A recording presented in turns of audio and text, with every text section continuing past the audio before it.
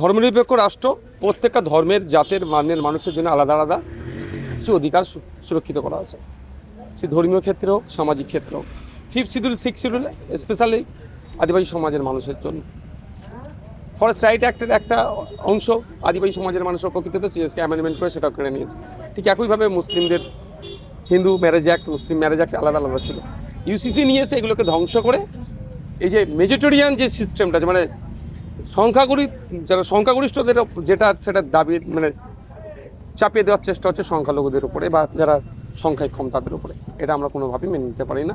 এটা সংখ্যার জোর আছে, সেটা নিয়ে এসে এখন করবে, তবে এর চরম আমরা বিরোধিতা করবো। যেমন বিধানসভার মধ্যে, বিধানসভার বাইরে গণতান্ত্রিক পক্ষের বিরোধিতা হবে এবং আইনসভার মধ্যে এটা লড়াই হবে। সংবিধানের 25-26 অনুচ্ছেদে এক জায়গায় দেখাচ্ছে যে যে যা ধর্মীয় যে রীতি পালন করার ব্যাপারটা আছে, আবার 40 নম্বর অনুচ্ছেদে দেখাচ্ছে যে রাষ্ট্রের সেটা কোথাও বলে যে টেরিটরি এরিয়াতে 40 নম্বর 44 সম্ভবত, হ্যাঁ সেখানে সেটা কেন্দ্রশাসিত এরিয়ার কথা বলা হয়েছে। ওটা আমি এটা বলছি, ওটাকে মিস ইউজ করা হচ্ছে। সেক্ষেত্রে সোমবারে যদি এই আমি যে বক্তব্যটা দিই আমি এটা দিইনি, এটা নিয়ে বিধানসভায় ডিবেট হয়েছে, সেই বিধানসভার ডিবেটের কথা আমি বলছি।